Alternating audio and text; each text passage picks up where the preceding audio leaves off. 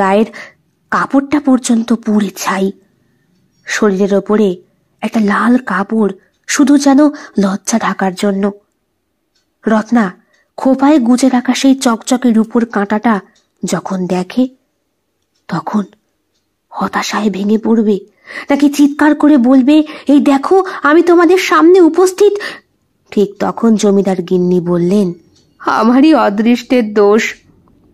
আমি কালকে আদর করে তেল মাখিয়ে পাঠালাম, একটু রাত হয়ে গিয়েছিল। কে জানতো পোড়ার মুখী খেতে আগুন লেগে যাওয়ার ভয়ে সেই আগুন নেভানোর জন্যে ও কুটুরির সেই ঘরে ঢুকবে। ঘরের দরজাটা আর খুলতে পারল নি, ওখানেই মরে গেল মেয়েটা।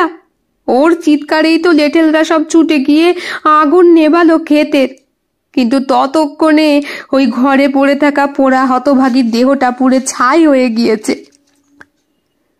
রত্না চুপ করে দাঁড়িয়ে রয়েছে, কিছুই সে বুঝতে পারছে না। গতকাল রাতে জমিদার বাবুর দেহের সঙ্গে তার দেহটা লেপ্টে ছিল, আগুন কখন লাগলো আর কখনই বা? একটু একটু মনে করার চেষ্টা করে রত্না। গভীর থেকে গভীরতর যখন রাত, জমিদার মশাই তখনও ওর শরীরের ওপরে, তখন যেন রত্নার হাতের শব্দেই কে যেন ছুটে এসেছিল দরজার কাছে। সে দেখতে পেয়েছিল জমিদারকে আর রত্নাকে অমন অবস্থায়। দেখার পরেই হাতের হ্যাচাকটা ছুঁড়ে দিয়েছিল ওই খড়ের ওপরে। খড়ের ছাউনির ওপরে হ্যাচাকটা পড়ে আগুন লেগে গিয়েছিল বোধহয়।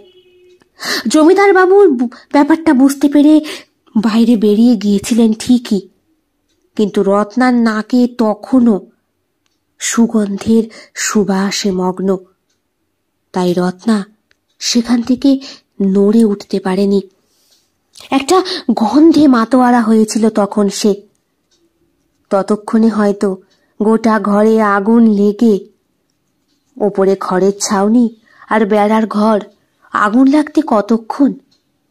রত্না আবার ছুটতে পালায় সেই ক্ষেতের দিকে, যেখানে গতকাল রাতে সে সময় কাটিয়েছে জমিদারের সাথে।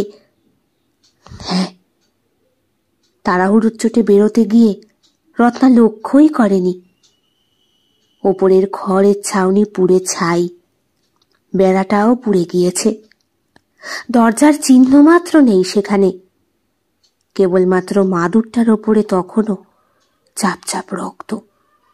ওটাই তো রত্নার সতীত্বের প্রমাণ।